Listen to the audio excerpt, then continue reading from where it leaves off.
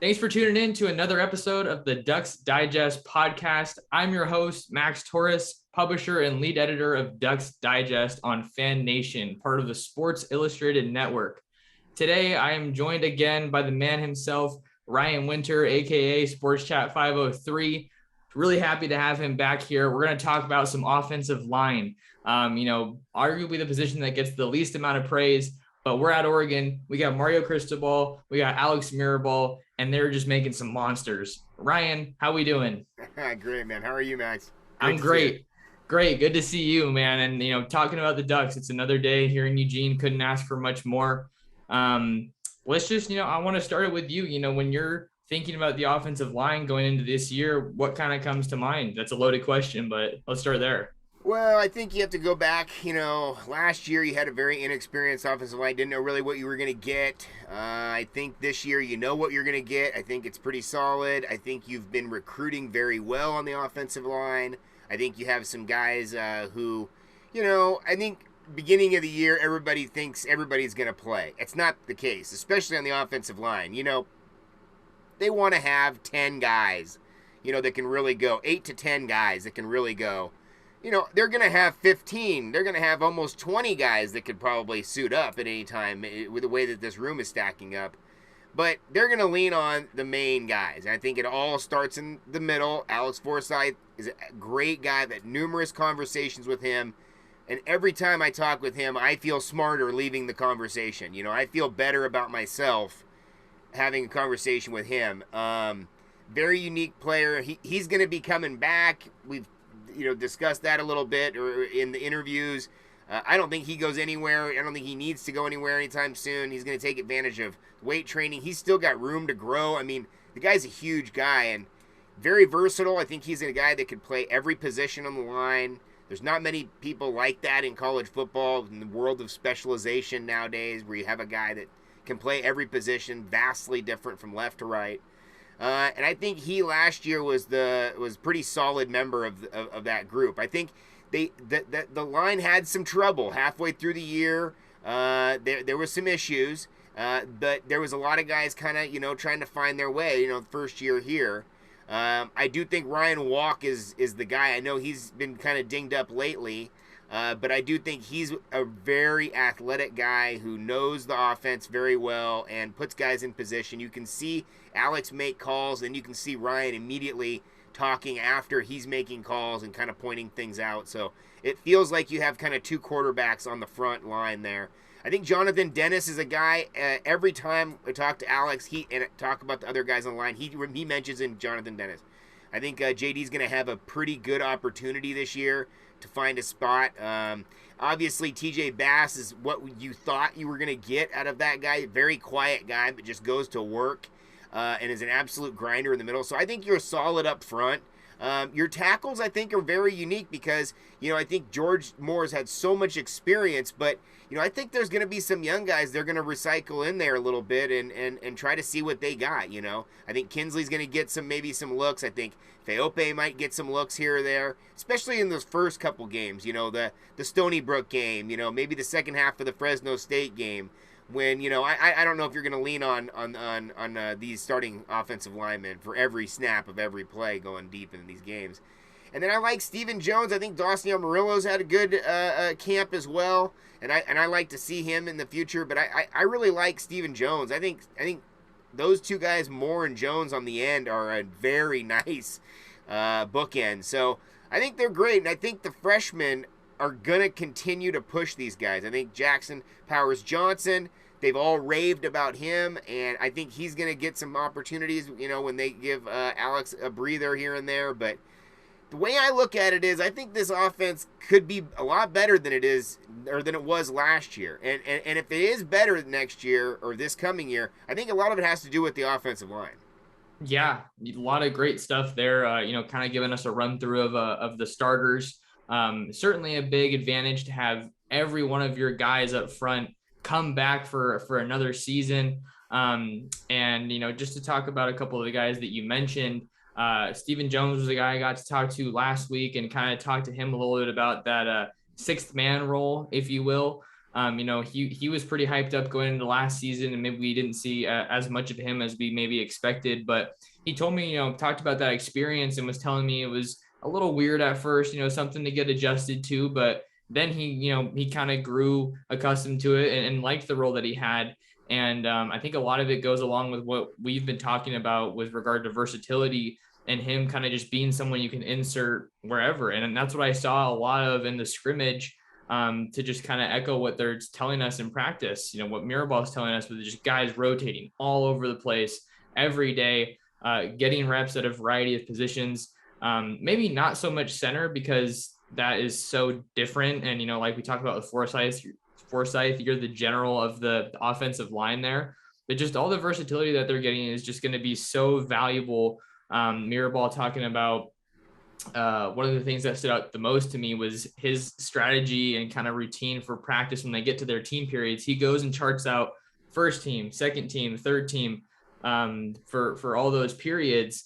And he says he does all that. That's the thing that takes him the most time every day, to just prepare for any situation that they could possibly ever get. Like, there's not a situation you could throw at Alex Mirabal that he wouldn't say, oh yeah, this guy's here, this guy's at left guard, this guy's moving over to tackle, this guy's ready for anything. There's just incredible attention to detail.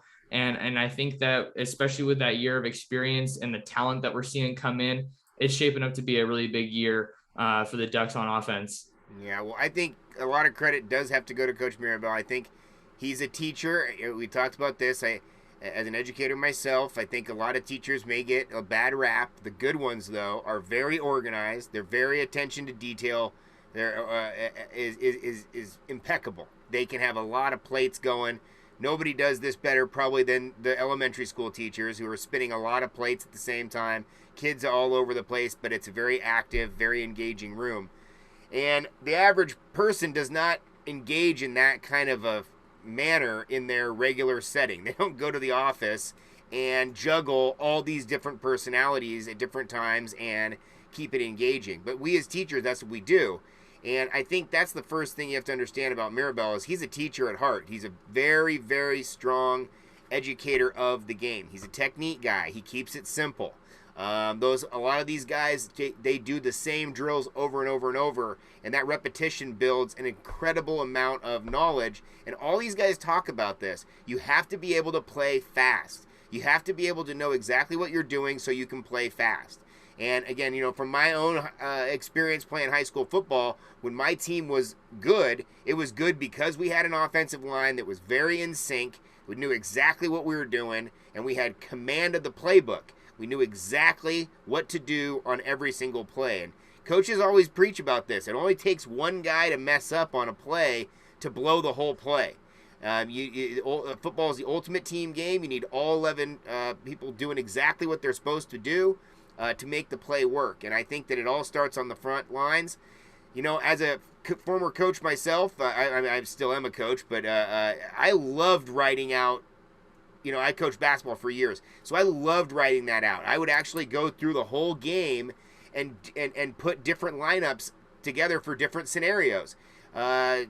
Starting the second half tied, starting the second half up by 10, starting the second half down by 10, starting the fourth quarter down by 10, starting the fourth quarter tied. These are all different scenarios that you as a coach have to kind of walk through during your downtime, so that when it's in action, you don't have time to think. You don't have time to really think about all those different variables. You need to have all that dialed in. And I really appreciate that about Coach Mirabal. And I appreciate that about a lot of coaches in the modern college football. Every one of these coaches have their own classroom they get to work in. And I always ask the guys, on the team, what's it like in the classroom setting? What's it like when coach goes to the whiteboard with the expo marker? What is it like when you guys walk into class? And where do you sit? Is it like a classroom where, kids are in the back screwing off, the kids in the front are taking notes? Or, what's it like in those situations? And I think, go back 20, 30 years ago, there was less of that in college football. I think there was kind of some team meeting stuff, there was some group meeting stuff, but now the attention to detail is at such a level where these guys have their own team rooms, where they have their own film, they get to walk and get to process on their own terms. And that, I think, really helps the offensive line more than almost any other group on the offense. And you talk about the attention to detail with Mirabal. I mean, I watched this guy at practice, and the unit just operates so quickly. And they're one of the biggest units on the whole team, obviously big bodies, but 20 guys in the offensive line room, and they're just all on the same page. You're seeing Mirabal just clicking through drills like, we're not going fast enough. We need to be here. We need to be doing this. And it's like a well-oiled machine. That sounds cliche, but it's just so fun watching this guy operate with the talent that you have there. And watching the guy strike the medicine ball, and they're putting their all into it, and he's just asking for more, hollering his head off.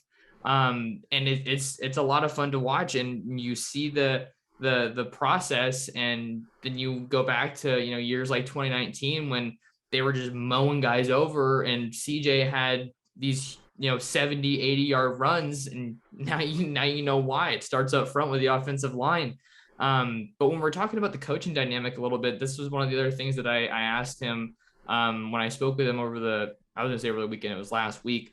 But his dynamic with Cristobal, Cristobal is the head coach, so he's going all over the place. You got to kind of stop at each position group, if you will.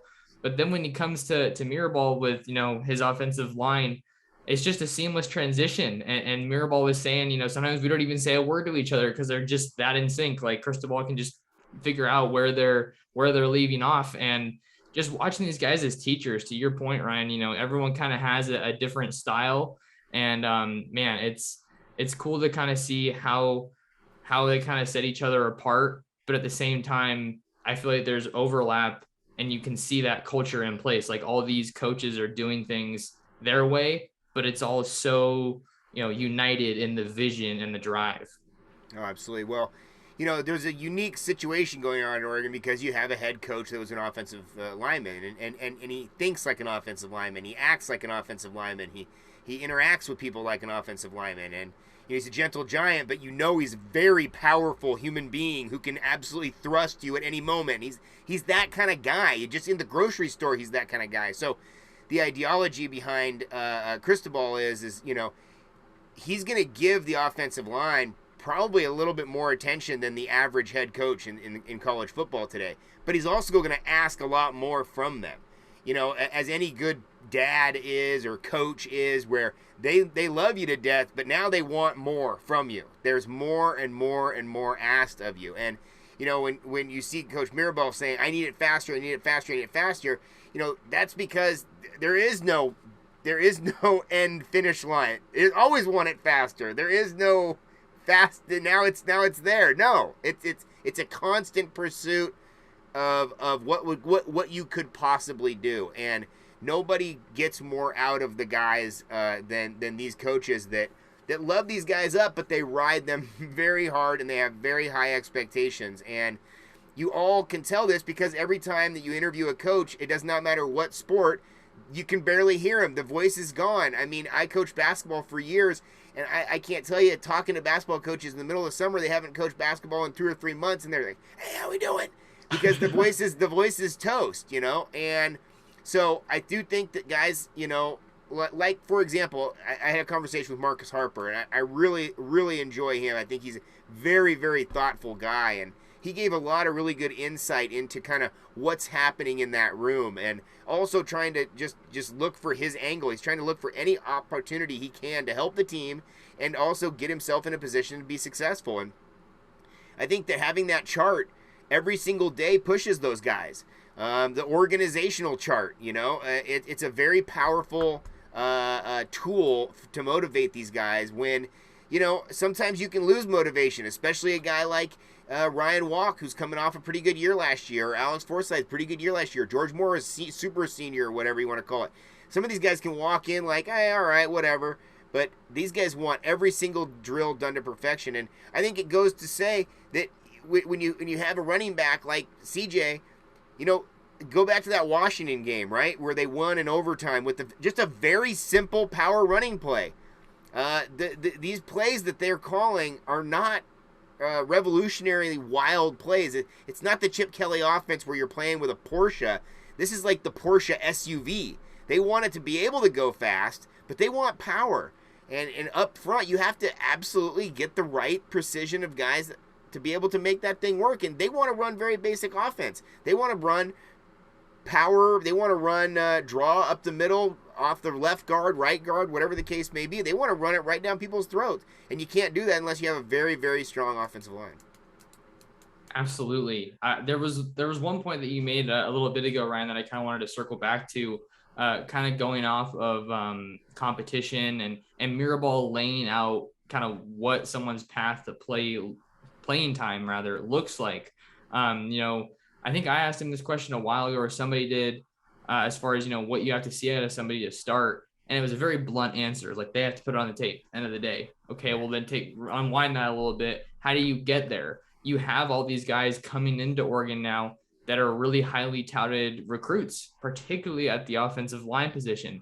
That's not to say that the Ducks didn't have good players in the past at offensive line, but they're coming in, and I feel like they're that much more ahead of schedule than what we saw before Cristobal. But I think especially now with the group that we have coming in for 2022, people see a guy like Kelvin Banks, Dave Yulee, these just super big talents. And, they kind of expect people to start. Like, they don't even like consider like, oh, this guy's a 5-star, this guy's an All-American. Like, this guy's going to just, see the field right away. And that was something that we saw placed on Kingsley's shoulders quite a bit. But when you're talking about Mirabal saying that you need to be able to know what you're doing and do it quickly, it's just kind of a reality check, I feel like, for some of these guys that maybe come in. I'm not saying they have an inflated ego or anything, but that could be like a welcome to college moment. It's like, hey, you can't do this off of raw talent and ability like you might have been able to do at the high school level, where you're just overpowering guys. Because now once you get to college, the stars don't matter. Everybody's big, everybody's fast, everybody's talented. And I love that idea of competition just never ending, because it's just everyone wants to get on the field as soon as they can. And even if you're not a starter, you could have your name called at any point, and you got to be able to go at almost any position on the offensive line. Yeah, absolutely. I mean, and it's all about timing too. When you come into a program, I mean, if you go back in time and look at, when Penne came into the program, he had an opportunity just based on the fact that there were less numbers there. It was a smaller room at that point. Obviously, his talent jumped out of in the very first practice. They saw what they had in talent-wise, but it was just a little bit of a smaller room comparatively to where some of these guys are coming in right now, and they're looking at 3 or 4 different guys at that position that they play or that they specialize in front of them. And these are great players. I also do think that college coaches love to put freshmen in the brakes a little bit, pump the brakes on the freshmen a little bit. These guys come in with a lot of hype. They were the man on their other team, yes, but they really need to learn team offense, team defense. They need to learn their place, their role, and how to help the team, and really get into that mindset of, if it's not you, it's going to be somebody else, but we're all doing this together. And I do feel like the more that college football has become popular, and with social media and everything else, the more individualistic it is starting to become, much more like the NFL, when the true college game is all about team camaraderie and everybody working together. I like that point a lot, just with how the dynamic has kind of changed. I mean, maybe this is kind of a big talking point, but maybe this is where we see NIL come into play a little bit. I know that was kind of a talking point for some people, with regard to, what if you have this guy getting 6 figures of NIL endorsement, and then you have this guy over here who's working his tail off and he's not getting squat? Like, could that potentially, be a dividing factor or something that maybe complicates a room? I'm not saying that's happening at Oregon, but, quite the opposite. You see how on the same page all of these guys are. And, when you're looking at the offensive line too, and just the grit that goes into it and how these guys are all playing together, you see the culture, you see the love that they have for each other. And, kind of like you were saying earlier, how they want to be coached up hard, that's a way that a coach, in a weird way, maybe expresses his love for you just by riding you in practice and making sure that he's pushing you to be the best that you're going to be able to be. Oh, absolutely. But I also do think that there's a tremendous amount of competition. These guys look forward to the competition. I mean, Keith Brown, for example, this is a guy who wants to play. He wants to compete against the best. Now, is he on the first level? No, not even close. I mean, he's coming in as a freshman, but he's going to get a chance to see what he can do against the ones. He's going to get a chance to see what he can do against the twos and find a spot for him, and if he can get some playing time, that's great. But that's a perfect example. That was the best kid in the state of Oregon. That was the number one player in the state. And he's going to go to a program that's not a linebacker room that's just totally filled with a tremendous amount of seniors or upperclassmen. It's, for the most part, a very, very young room, except for Drew and Nate. Other than that, I mean, there's not many guys of much age there, and he's not going to get a chance to play off the jump right off there because they're going to lean on the other guys. It's just a matter of the game. And the better team you go to, the more of a situation you're going to have to deal with that. I mean, obviously, no offense to anybody else in the league, but some of these kids could have gone to another school and been the man right away. And by choosing to go to Oregon or choosing to go to USC or whatever the case may be, the higher end schools, they're choosing to look at the competition. Yeah, I'm gonna be honest. I totally forgot my talking point, so I might have to riff here for just a second. Let's see. We can go maybe to our notes a little bit. Dang it. I'm so upset because there was something I wanted to say from what you were saying, but brain farts happen from time to time. Yeah. No, I just think that if you look at like these young kids coming in, the talent is there. Coach McClendon said it the other day. He's like, you got to be able to make the talent, work with the veterans that you have, the youth, put a blend together. And that's the ultimate thing about the offensive line right now is that you've got this unit that you look like you're going to go again, kind of like what we saw with that last unit. And they're all going to come back again, except for maybe George, right? And then obviously everybody, there's a lot of youth in that room, but there's a lot of guys who are looking to try to crack that thing as well. So that's the beautiful thing about fall camp. I think that having that organizational chart and opening up the competition, even for a program or even for a spot like the quarterback, where that you're going to give the ball to the senior, obviously you want to say it's an open competition because you want that freshman to play just as hard as anybody else. Yeah, I'm glad you said that because that just reminded me of my last point. So thank you. But with regard to the organizational chart, I think one of the luxuries that we're getting with fall camp that we don't really get in the season is just the flexibility to throw somebody into a situation that they're not comfortable with. With regard to the offensive line, Mirabal was talking about Logan Sagapolo getting some run with the ones in practice the other day. And he's a guy that I think is really intriguing because he's a huge dude, right? But at the same time, he doesn't maybe have the same stature as some of the starters. He's 6'2", so he's a little bit on the shorter side, but that dude is just massive. And you can tell that he just wants a shot at it, like you're saying. So I think that we're seeing some of the benefits there with just getting guys, kind of uncomfortable and seeing how they respond to that, how they respond with being with, the first unit or going against that first unit, that iron sharpens iron mentality. We're seeing the fruits of it. And I didn't even think about what you said with almost everybody coming back next year, except for Mork. So maybe that's where we see Kingsley really get some of his feet wet at the left tackle spot then. Right. Well, I do, like you said, I think you're going to see some of these younger guys mix in with the ones. They've said they've had pretty much all the freshmen who've been able to come in have been able to get up and get with the ones a little bit. But guys are going to get hurt. It's just a matter of the sport. I mean, Coach DeRuiter said it the other day. It's a sport of attrition, right? And guys are going to get hurt, and you know that going into it. You have to have all of your plans in order when these guys get hurt. And it's nobody's fault when an injury happens, but you also have to realize that the offensive line play hurt all the time. So it's a matter of, how injured are they? Can you go or can you not go kind of a thing. Most of these guys play hurt most of the year. It's just whether or not they can actually make it happen. And, when a guy gets hurt, nobody wants to see a guy get hurt. But if you're the next man up, you got to be thrilled you're getting an opportunity. I mean, it's a weird feeling, man. Injuries are such a common part of the game. I was thinking this the other day when I was looking at all the offensive linemen. I think just about every person that was out there had those really heavy knee braces on both of their knees.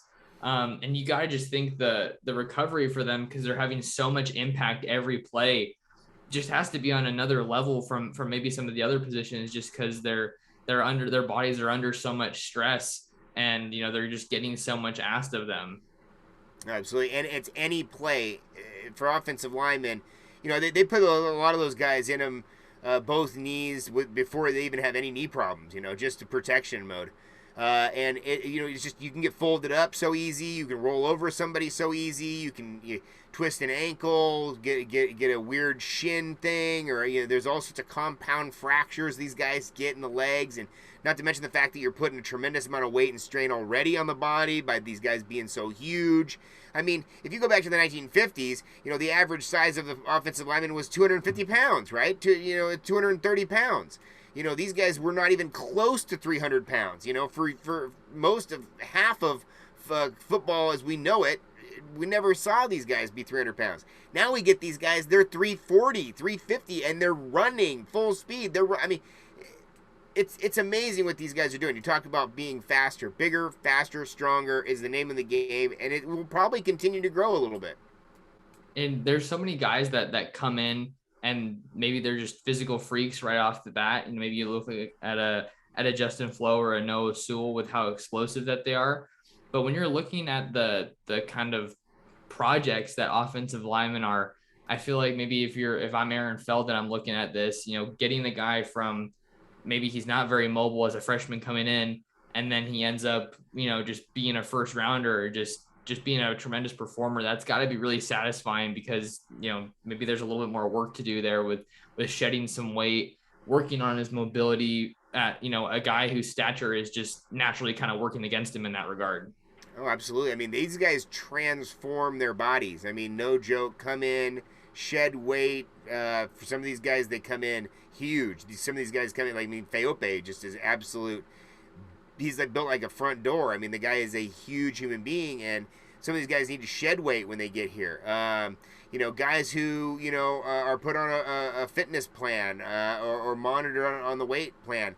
Then there's other guys like Ryan Walk, who was a basketball player in high school, who had to kind of get up to the size of that he is right now, and is constantly working on kind of maintaining that weight as well. So there's all these different guys in the room, and you made a good point about being 6'2". These average guys back in the day as well, 6'2" was a tall guy. Now that's the short offensive lineman. These guys now 6'5", 6'6", 6'7" on the regular. Most of all these offensive linemen coming in now, these are humongous individuals that are incredibly strong, that are really forced to do a very, very interesting job. For the most part, you look at pass blocking, the college game has leaned on the pass so much in the last 20 years. I mean, it's really exploded, the pass game. And, if you ask any offensive lineman what they'd rather do, it's run block. And you run block, you get off the ball, you get to get to the second level, you get to be an athlete. And pass blocking is such a different conundrum, and it's so much easier to get hurt and get your quarterback hurt and get everything else. There's a lot of old school football players, football coaches that hate to throw the ball. They say there's only 3 things that can happen when you throw the ball, and 2 of them aren't good. And the idea is that you have these offensive linemen. If you ask them what they want to do, they want to line up and they want to press somebody, just like they're in the weight room. They want to throw weight up on the plate and just press somebody and get their hands engaged with somebody, drive somebody off the ball. And that's, I think, the main thing Oregon wants to do. I think Oregon, when Cristobal took over this team, he saw a team that had an identity that wanted to run the ball. They just physically couldn't do it up front. They were trying to do it by running away from people, and the defense has caught up to all that. And so they went to a different motion and went to a heavier, more SEC type of football, and I absolutely love it. Yeah, it's been a blast to watch for sure, with how they've just been mauling everybody. And there's really not a team in the conference that is bigger than them, which is pretty fun to see on game day. We've talked about a lot of big offensive linemen, but as we kind of wind down here, I feel like we couldn't call this an offensive line focus episode podcast if we didn't talk about the tight ends a little bit, because they I feel like are one of the most intriguing positions in all of football, because they get to do a little bit of both. And my God, the Ducks have some massive tight ends. DJ Johnson is coming back now. He's been at practice the past couple of days. And I saw him working on some blocking today, and that dude can move. He can explode. He has a lot of power in his hips. But when you're looking at the Ducks wanting to run the ball, these tight ends and how big they are certainly give them a big boost. Absolutely. Tight end has got to be my favorite position in all of football. It's such a unique position. Again, you have some of those athletic people being able to play it. Guys that, a lot of these guys are basketball players. They can go post up and get a ball 5 yards in the flat. They can also run a pattern like a post pattern or something like a wide receiver. They can also stick their nose in on the offensive line and block on a run play. They just can do it all. And yes, Oregon is stacked right now. The loss of Patrick Herbert hurts. I do think Herbert was a guy who was having a very good fall camp and was a guy who was going to get some playing time. I do think the Sacramento connection is where you're going to see it this year. You're going to see Spencer Webb back, healthy. I do think he's going to get a lot of playing time this year. And then DJ Johnson, I felt like was the offensive player of the year last year for the Ducks. I felt like he was the most consistent, the most steady. He made the most big plays, key plays in games, whether they be first downs or touchdowns. And I was just super impressed at his transition from the defense to the offense. I thought he played pretty solid on the defensive side. And then when he went over to the offensive side, he made more of an improvement to the team. Going into last year, I didn't really know what he was going to do, how much playing time he was even going to get. When I kind of previewed the tight ends before the year started, I didn't even really talk about DJ Johnson that much, thinking, well, I don't know where he's going to find his way in here. Turned out with injuries and everything else in that room, he becomes a starter and has a great year.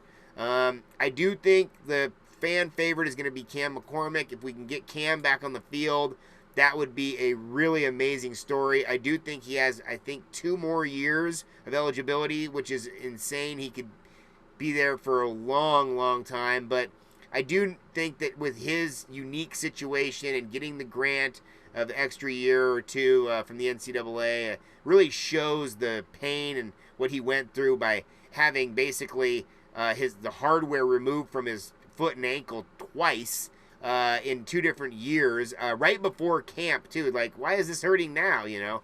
That's just heartbreaking. So I would love to be able to see him put it back together. And then the freshmen. I think, again, like we talked about with recruiting, people love recruiting and they love the freshmen. They think the freshmen can play automatically. And I do think both these freshmen are good. Spencer Webb talks about how both these freshmen are basically his size or bigger coming in. And he's a big dude. Spencer Webb's grown quite a bit since he's been in college.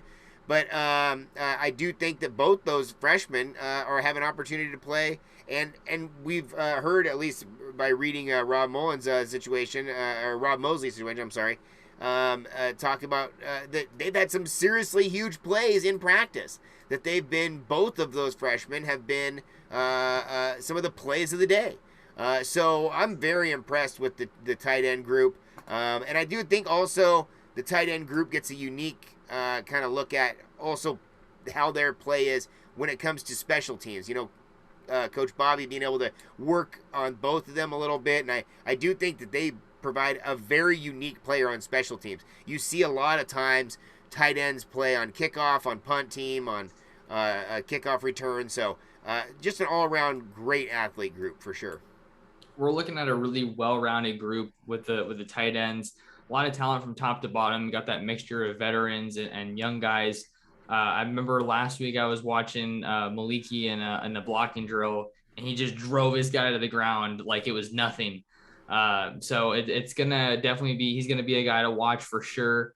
You hope nothing but the best for Patrick Herbert with his injury, but at the same time, if we're looking at the situation, this is probably one of the positions where the Ducks can kind of withstand the damage that maybe comes from losing a guy like that. Yeah, that's all I really had on the tight ends. I always feel like when we get on these, we could talk for ages. Is there anything else you wanted to add before we get out of here, Ryan? Just to go one more about Patrick Herbert. A lot of guys have mentioned, the positives of the year off. There's a lot of kids who, if it's a full year, Cristobal didn't make it sound like it was going to be a full year, but if it is, having that time to rehab, having that time to see the game from a different perspective, having that time to work on their body. They still can work on a tremendous amount of other things, work on school, kind of take a little bit of a breather from the pressure of competing on the field and start to compete with your injury. A lot of these guys learn a lot about themselves and a lot about the game in that year that they are rehabbing. That's a great point. I think that unless we're not the athletes, so we don't know, we don't get to see that aspect of the sport. What it's like when someone thinks they're going to have a monster year and then they have an injury and then everything just gets shattered around them because with modern athletics, schools do their best. You'd like to hope to pump guys up and get them to be well-rounded individuals. But for a lot of these people that come in, football is it. Like that is what they are looking to do. And that's just a great point to bring in that mental aspect of it and how they're able to get stronger by recovering from these injuries, and just the lessons that not being on the field can ultimately teach them. Oh, yeah. And there's been numerous guys that have mentioned that. And I do think, the mental side of the game is something that we're paying more attention to. Obviously, it was a huge story during the Olympics with Simone Biles. And I do think that the idea of the athlete knows themselves best, and for some of these guys, they want to do everything they can to get on the field and play, and they'll hide an injury or they'll do something else. They'll just gut through it, and we've applauded that for years, as opposed to, let's just get it taken care of. It's like a part in the car. Get it fixed. Come back stronger and ready to go. Exactly. So we'll see how a year off, not off, but recovering does for a guy like Cam McCormick. Certainly hope to see him run around and making some plays for the Ducks this year. Before we wrap it up, Ryan, where can people find more of you?